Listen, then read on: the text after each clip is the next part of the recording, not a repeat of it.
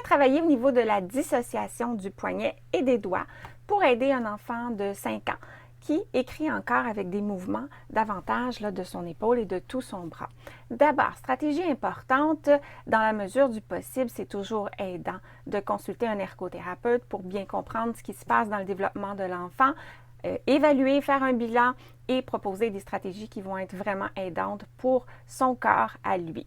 Mais ceci dit, les deux principes qui peuvent être intéressants de considérer sont la marche à quatre pattes. Chez l'enfant qui se développe typiquement naturellement, c'est en marchant à quatre pattes qu'il va commencer à beaucoup briser la synergie de mouvement là, de tout le haut de son corps pour dissocier au niveau du poignet. Donc, en marchant à quatre pattes, l'enfant dissocie son poignet.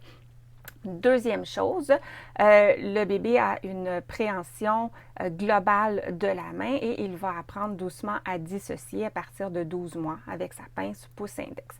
Alors, on veut continuer à stimuler le développement des oppositions volontaires. On peut faire des petits mouvements comme ça d'opposition séquentielle, mais idéalement, on va intégrer ça dans un jeu pour que ça donne le goût et que ça soit le fun. J'ai ici une petite gomme. Alors, on pourrait par exemple décider que c'est un petit gâteau. Papa Pouce veut en donner un petit peu à ses enfants, mais pas à tous ses enfants en même temps, parce que ça va faire de la chicane et aussi parce qu'ils ne veulent pas qu'ils mangent trop de gâteaux. Alors, le pouce en donne à l'index, le pouce en donne au majeur, à l'annulaire, à l'auriculaire. Là, bien sûr, moi, à mon âge, je suis capable de échanger de doigts comme ça plutôt naturellement.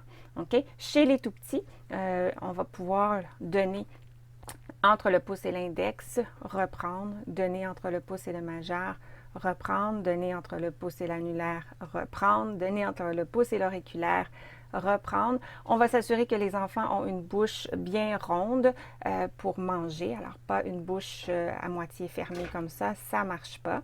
OK? Et tout ce que je viens de dire, on va le faire, ça c'est très, très, très important, dans une position où le poignet demeure en extension pendant l'activité. Alors, c'est entre autres la raison pourquoi on donne à l'enfant et on retire pour qu'il puisse garder son poignet en extension. On peut l'inciter à garder son poignet en extension en lui demandant de garder cette position-là, mais aussi peut-être en approchant son coude de son corps. Ça va favoriser cette position-là. Parce que si je plaçais ma petite gomme sur la table et je demandais à l'enfant d'aller la chercher comme ça, bien, ça ferait fléchir le poignet et c'est pas ce qu'on veut. OK? Alors, on marche à quatre pattes. Bien sûr, on se trouve des jeux, on marche comme des animaux, on s'amuse, on dissocie notre poignet et on fait des exercices d'opposition volontaire dans laquelle chacun des doigts va agir d'une manière indépendante, un de l'autre. Et tout ça va favoriser le développement de la dissociation poignet-doigt pour une meilleure prise du crayon et une écriture plus efficace.